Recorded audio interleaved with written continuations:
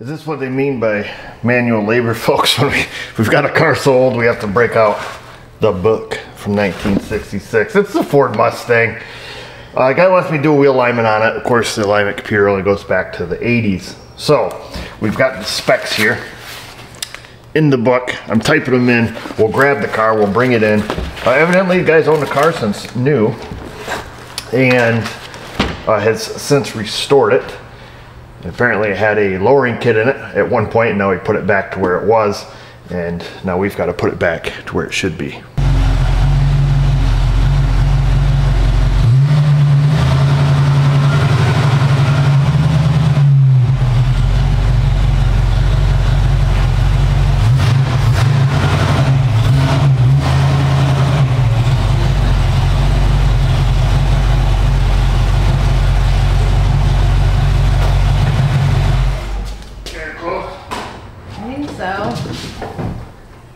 There she is, folks, 1966 Ford Mustang.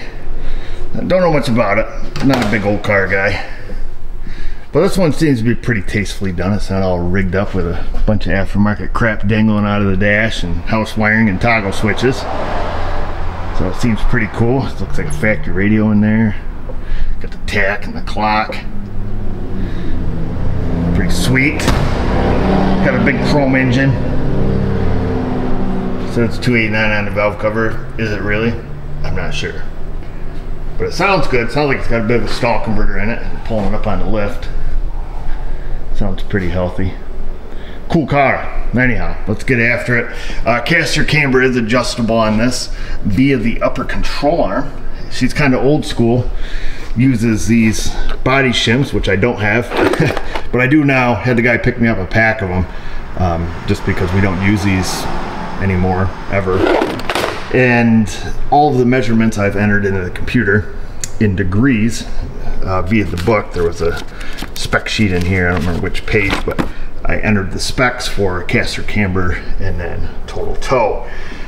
One thing we need to know, which is great to have service data, so it's the service manual for this baby, is the conversion for caster and camber. So here's our adjuster on the upper control arm on this guy, but what we're going to do is we're going to get a measurement here, but it's going to be in degrees, and we need to know the or how to calculate, you know, inches to degrees, and how much of a degree of change does it make at each given point, because I think we have to pull the wheel off to even do this. I looked under and I can't even see the control arm out pulling the wheel, but it does give us a spec here for making caster adjustments. It says here that a 1/32 inch change of shim thickness at either bolt will change the caster angle 1/2 degree.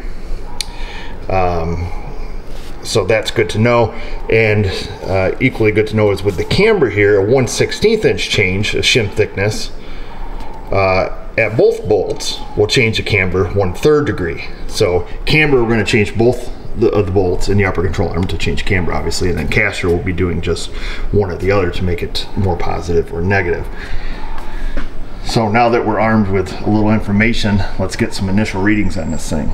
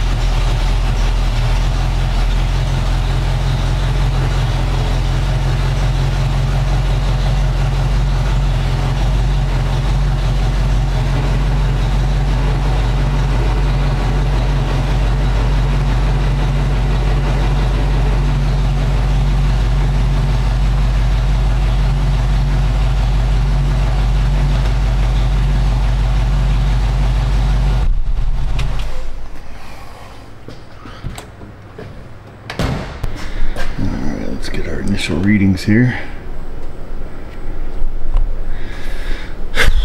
Yuck. Yowzer. Okay, so we've got to make some huge adjustments. I don't know what he has in there for shims currently. I do think I read here it indicated, I think there were supposed to be 2 1/8" shims or something.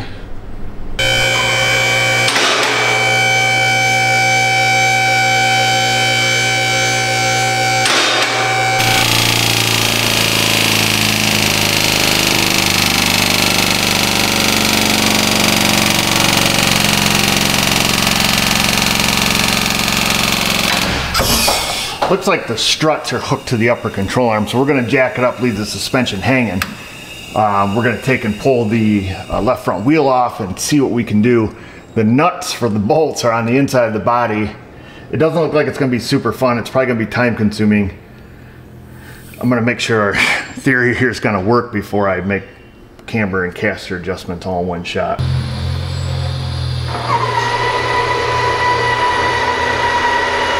Slight change of plans.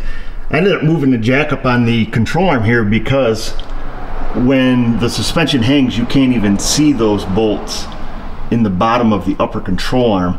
So it's gonna be kind of difficult. I'm working by myself today. Josh is off.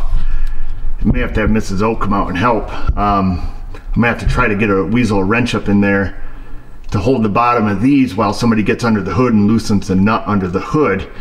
I've changed our adjustment screen. I set the car back down and I redid our compensation, and I'm in an elevated adjust mode. So this allows me, hopefully if we don't have to pull the wheel, to make live adjustments. So let's give it a try. I'll tell you this, doing a wheel alignment on a modern day car is 1,000 times easier than one of these. I know a lot of guys, say, they want an old car because, any ding dong can work on them. But I'll take some advancements in technology over some of this, just because, the principles are the same, but boy, eccentric cams are real nice, folks, real nice. So we're gonna work up here on the ladder. The bolts are right down here. I've loosened the rear here with a 3/4 inch wrench. I'm able to reach in without the bolt turning, which is kind of amazing. I don't think they're welded to the control arm. It must have enough pressure on it that it's not moving. So I've got the rear loose, which technically, to make our degrees of change to negative, we loosen that one, and you can see that does bring our caster in. Now we have to have 1.6, 7, 8, 9, 1.9 degrees of positive change on the camber.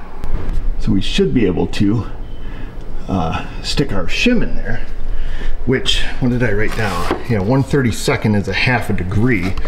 So technically our caster on that side, we moved it about a 1/2 degree. We should be able to stick a 1/32 shim in the back.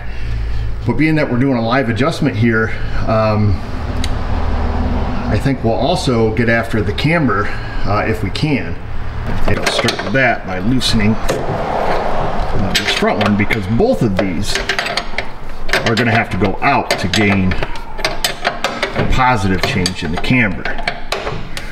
So let's see, I don't know if it's moving that thread. No, that bolt's staying stationary too. So that's gonna make some adjustments here. And you're gonna see, it's gonna affect our camber in a negative way. So I'm gonna work on loosening these up, see if we get the control arm loose, and then hopefully get her kind of set where we need it, get our shims in there and get it snugged up. So I'm kind of curious here, it has 2 different length bolts. Our rear bolt I have just about to the end, and that's as far as I can go with it, obviously. And our front bolt has lots of threads. Same on this side over here, you can't see it, but I believe he has the front bolt. Well, no, they're about the same length over here, roughly. Okay, maybe I have to put a different bolt in this side here, but that's going to limit our adjustment. I'm right to the end of that, and I've got them both loose. So working off the ladder here. I'm gonna get under there and move the control arm, and we're gonna get our camber as close as we can. So with that rear one being loose, we need to loosen the rear and the front and move this control arm out as far as we can. And then we're gonna adjust our caster, with our front bolt is what's ultimately going to happen. This thing's a huge pain. So I'm able to reach up in here with a little pry bar and get the control arm out. Like I say, with our rear bolt there being maxed out, that is what it is. That's as far as our camber adjustment is going to go without replacing the bolt, which, you know, I'll leave that, you know, up to the customer, but it's going to get us really close. I would rather have this, like, to be honest with you, for a driver, you know, a little bit of negative camber to it. So, pardon me if I was saying caster. Camber is the angle we're going to, it's going to be our limiter by how far that bolt can go. It's going to be how much positive camber we can get out of it. Spec is 0.25. I'm going to stick some shims behind that one. We're going to snug it up and then just adjust our caster with the front, and that's going to, it's going to be what it's going to be as far as our camber goes. And then what we'll do is just our cross cambers, we'll match it over on that side. I'd show you guys what I'm doing up in here, but I can barely get my head and crap up in here. So I'm going to go in with a couple 1/8 inch shims. The only shim that was in the back was this one here, which looks like an 1/8 inch. It appears to be. I'm going to put 2 in the rear to start to see what well, we need. Hopefully we can get them to stay. I'm sure we're going to drop them a few times. There goes one I dropped. There goes 2 I dropped.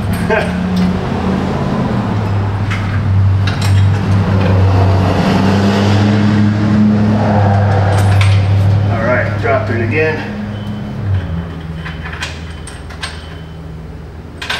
and we dropped it again. Okay, we need to come up with a different method. Like I say, this is pretty terrible to try to work on. Maybe I'm gonna get grease all over them and try to get them stuck in there with grease. I'm gonna go get a magnet too.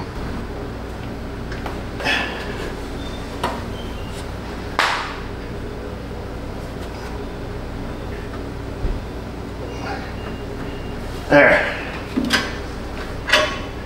Okay, I got 3 1/8 inch shims in there. Boy, I could just get that last one in there. I don't think we'll be able to weasel another one down in. And being that I got about 1 thread to go before I tighten that bolt up,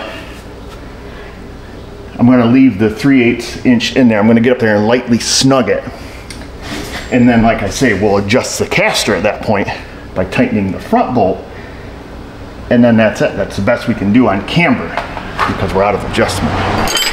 But when I was prying around with the pry bar, I think it's going to get us, well, you know, within spec, but it's going to leave us a little on the negative side, which is actually better.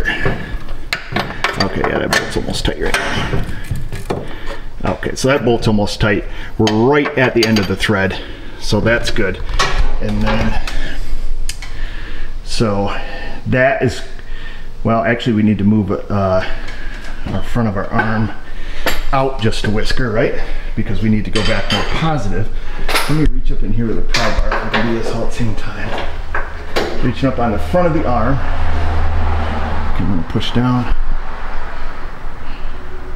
If we set our caster right there, or close to that, that is as good as our camber is going to be. It's minus 0.25, which is actually, in my opinion, is pretty desirable. I would rather have a little negative camber than positive camber, certainly any day. So being that the arm's staying there from prying it, let's get some shims shoved up in that thing.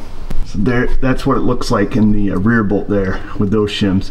I'm going to see what's in the front shim, or front there currently, and we'll get that shimmed out, being that it's kind of staying essentially, you know, right where we want it caster wise. So I think we're doing pretty good, folks. If this was a modern day Chevrolet, we'd already be out of here, or modern day Ford. And by modern, I mean like 2021 or 22. Because after 2020, everything's so rusty here, you can't turn the cams anyways. Let's see what we have here. Put these around. Got a bunch of little shims in there, 3 of them anyways. Make sure we got them. Pick this one up off the ground. I think we've got a little more room there. I'm going to grab 3 1/8 inch shims. We'll go for 2. This one might be easier to get them on. Okay, I've got 2 in there. certainly am not going to fit 3. So let's go to our next bigger, which just has 16th, 64th, 32nd, 32nd. So we'll go with 16th because that's the next biggest size. We'll see if we can get a 16th in here. Oh, I can just get it in there. I'm curious if we should, because the spec is sitting perfect right now, I'm curious if we should pry it out just a little bit and put a 32nd of an inch in there. Well, I don't think so. I'm going to pry it out just enough to make sure that my shims are down on the bolt all the way, and then we'll snug that up and see what our final readings are on this side.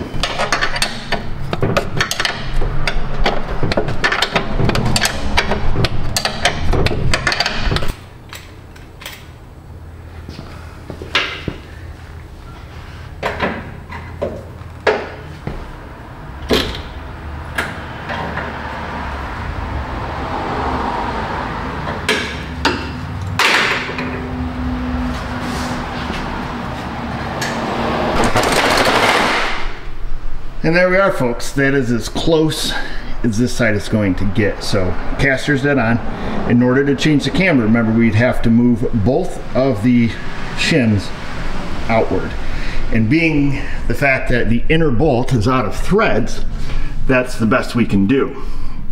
Let's see if I can get you up in there to get a better shot, but that's about the best I can do on your shot too. So it is what it is. I did end up putting, excuse me, a 1/64, whoa, dropped you, a 1/64 shim back with those 2 3/8 shims, because once I snugged everything up, the caster was off just a whisper, about a 1/4 degree or so.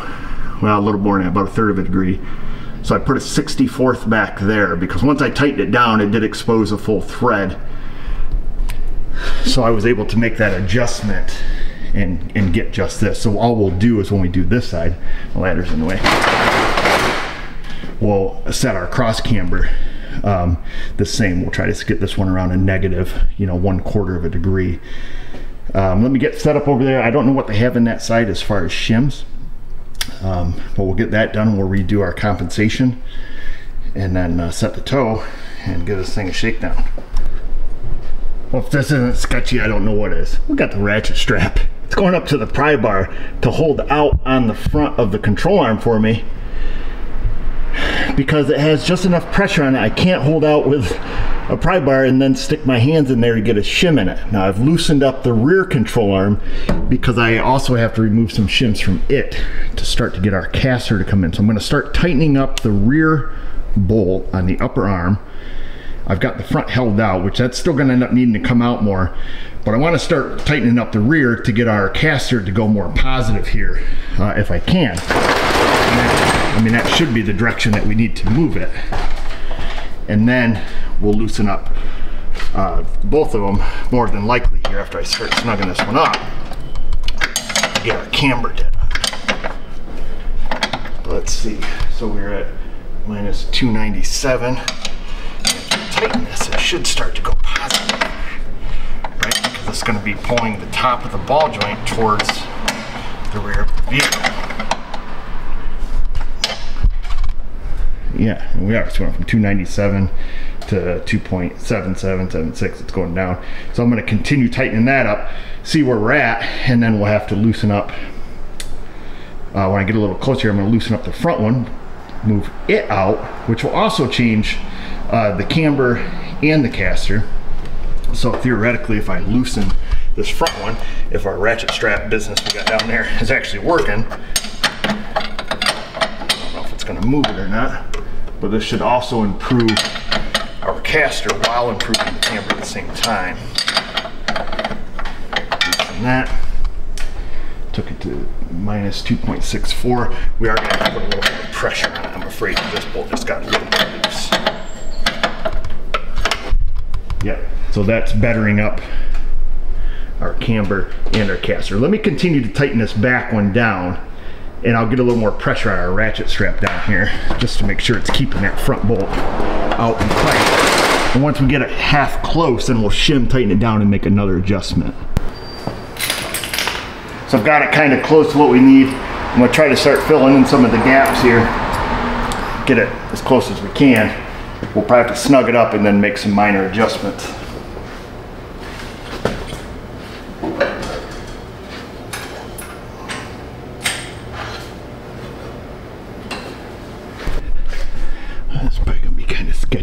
let's release our, there we go. Got a little pressure on it. Get both sides and double check them.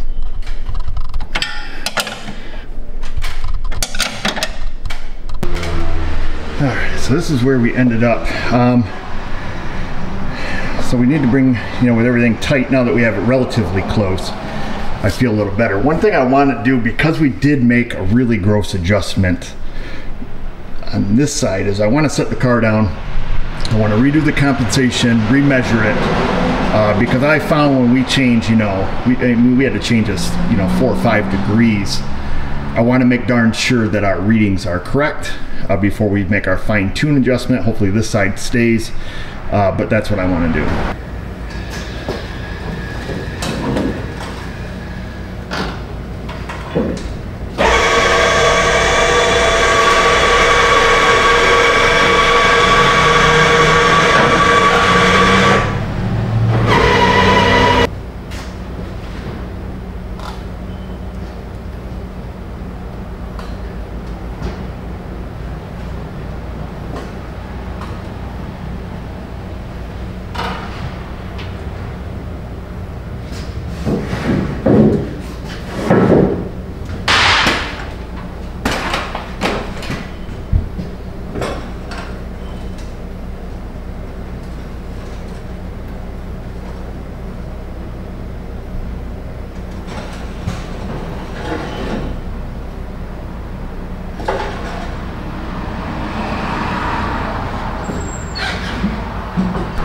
Smells like frustration here, folks. I've been fiddling with this side for a while. And there's an old saying, what is it? Camber high, caster low, that's the way the car will go. Yeah, that's right, yeah, camber high, caster low. So camber high, caster low, that's the way the car will go. Technically, this car is probably going to have a slight right-hand drift. Now some of you will notice I changed my caster angle over here that was slightly negative to a little bit more positive. And that's because I was having problems over here on the passenger side.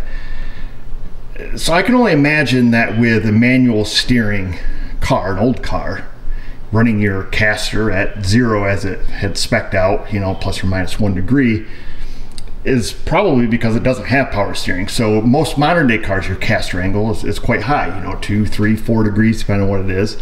And that way there you don't get a ton of bump steer and you have more responsive feel in your steering. So probably this isn't going to affect it much, but I ran them close to half a degree as I could. Now I was fiddling over here, you know, with like a 64 shim, and it would run me way over. So I ended up just leaving it. And I also left the camber a little on the negative side. Both of these factors, slightly positive caster and slightly negative camber, are going to give it a little better handling characteristics. Now, if I drive it and the steering is too heavy because it's manual steering, then we'll come in and change the caster. I don't think it will be, but this will correct a little bit of bump steer. It'll help the steering wheel return to center. And I don't think the, you know, cross camber difference of, you know, whatever we're at, 1/10 of 1 degree is really going to make that big a difference as far as the pull. So I'm not super concerned with that. Let's get the toe straightened out on this thing, and then we'll take it for a drive and see how it does. So just put it back up to the side. We're gonna need this little guy. Check that one, should fit this sleeve. Okay, and what we're gonna do now is we're going to adjust the toe. And currently, the steering wheel in the vehicle I have set straight. I'm gonna use a program on here called Easy Toe, and hopefully it works out. We nail it the first time. And when you go in to get your wheel alignment, at a lot of shops, this is all you get. The simple set the toe, let it go. It'd be really nice if that weren't true, but around here, at least in our area, it seems to be, because we do an awful lot of wheel alignments. By we, I mean usually Josh does, but he's on vacation, so I'm stuck over here today. And the majority of them that we get in have already been, you know, aligned. And typically it's just the toe set, everything else is, you know, off the charts, or I mean, typically what it is, they come in and the front end's falling apart, you know, ball joints, tie rod ends, you know, you name it, everything's loose. And They supposedly had it, you know, aligned, but they at least got charged their, you know, $99.99 or whatever it is at the discount tire store to get it aligned. Whatever way you think it needs to go, stop, turn around, go the other way. Trust me. 50% of the time, every time.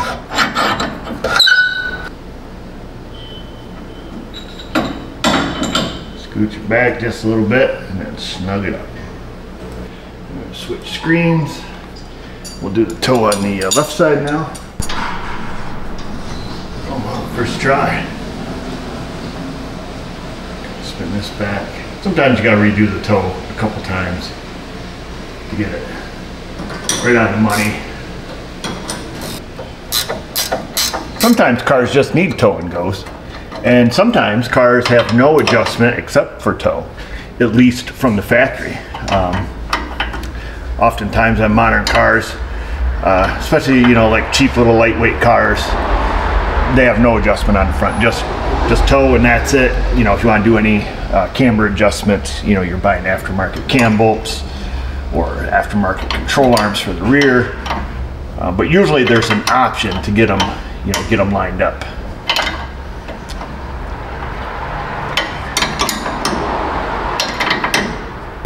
So now all we need to do is set it down and see if our steering wheel's straight.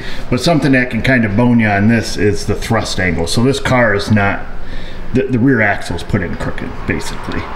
And it, you know, the total toe on the rear axle is good, so it's fine. It's not gonna wear tires, but what it does is it's gonna give this car a slight dog track. And when your thrust angle's off, even though your total toe and your individual toe for that matter, your toe in general, we'll say, on the front is set straight, you can drive it down the road and have a slightly crooked steering wheel because sitting here it's straight, but when we go down the road, you know, the car's going to go, this is super over dramatized, you know, it's going to dog track sideways, thereby making your steering wheel slightly off. So let's see where our steering wheel's at. We'll take it for a shake, and sometimes it has to be over a half a degree of thrust angle to really kind of screw with your steering wheel.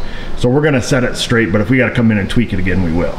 So we look at our cross diagonal measurements. It's about 3/4 of an inch out of square, which is, you know, accounts for our thrust angle being off, and you can see that here with our, it's not our track difference, it's our wheelbase measurement difference, you know, side to side, which isn't off significantly. You'll be surprised if you look at a lot of new cars and you start looking at the cross-dimensional specs on them, or you know, wheelbase side to side.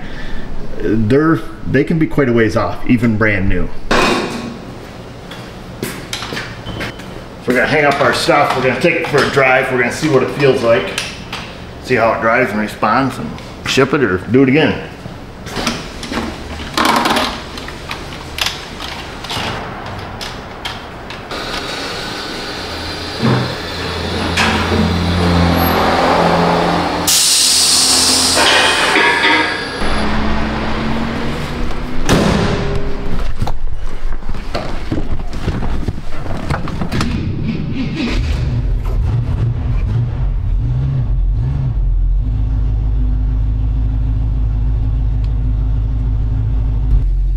For a wreck.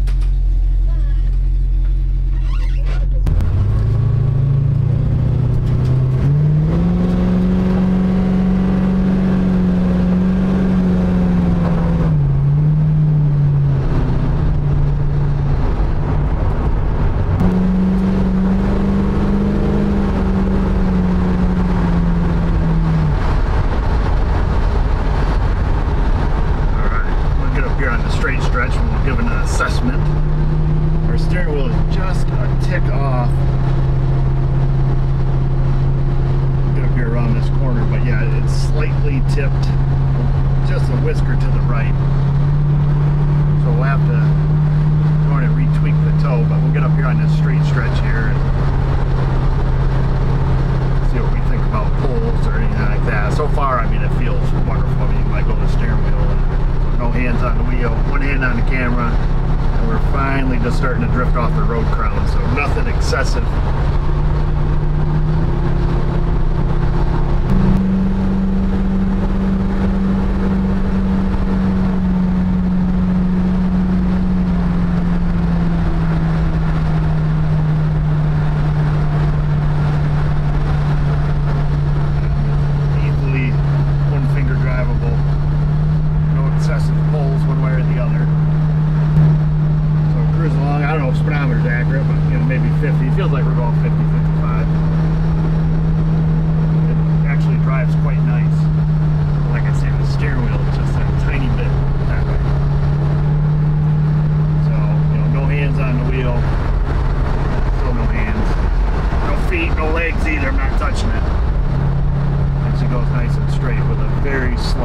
road crown drift to the right. So I'm happy. I'm gonna go back.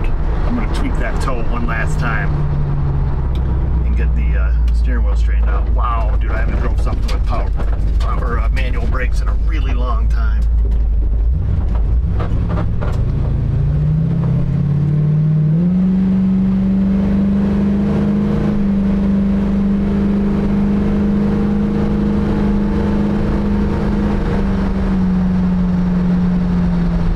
Alright, round two. I gave it a little tweak. Our steering wheel is super straight. We're going super straight down the road. I'm thinking this isn't a 80 mile an hour down the highway kind of car. But it does drive better than I expected it would, to be honest.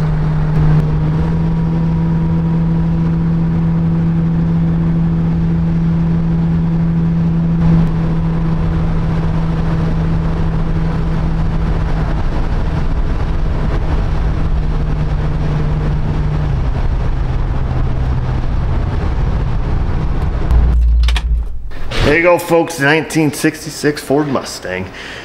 All done. Seems to drive and run well. Of course, we didn't do anything with the running, but it seems to go down the road good and doesn't pull. Steering wheel straight, and it's not really obnoxious to steer, so that's good. If you guys, work in a shop and you're doing alignments and you're guilty of doing the tow and go because you don't understand the rest of it, educate yourself on it, man. Do yourself a favor. Get online. Start looking up stuff. There's all kinds of stuff to look up and all kinds of information out there where you can learn about the effects of caster and camber, and steering angle inclination, and scrub angles, and all that stuff that you can learn about wheel alignments and steering geometry, and for the most part on your run-of-the-mill cars that we're working on, setting caster, camber, and tow up to factory specs usually gets them down the road pretty nice, so you don't have to get too crazy and knowing everything. But it is nice to know the effects of positive negative camber and positive negative caster, because if you're driving a car and you have an issue, let's say you have a pull one way or another, or vehicle tends to want to wander, or has an incredible amount of bump steer, or steering wheel's not returning to center, it's nice to be able to look at the measurements and say, well, this is it explains why it's doing this. Or look at it and be like, well, according to these measurements I take, knowing what I know, this doesn't have anything to do with why the car pulls. Maybe we got a radio pull at this point, now we can swap our tires. Or if you're working on modern day stuff, you have things like active pull compensation, going in and resetting your steering angle sensors, and there's, especially with electronic racks, on some of the GMs and Chrysler we work on, are pretty notorious for it. You can get done with a wheel line, you drive down the road and that thing is fighting you the whole way. Come in, a couple clickety clacks of a button, and boom, now we're going straight again. So anyhow, back to doing some old stuff. It's good to know just the fundamentals. So I know this video wasn't great as far as being able to see a lot of stuff, but hopefully you got to see how the alignment was done on some of these old cars, even though I'm not an old car or alignment expert. There's no smooth transition here. Comment section, folks. Questions, comments, concerns. Usually I'm better with that. Insta, the Facebook. Just remember, viewers, if I can do it, you can do it. Thanks for watching.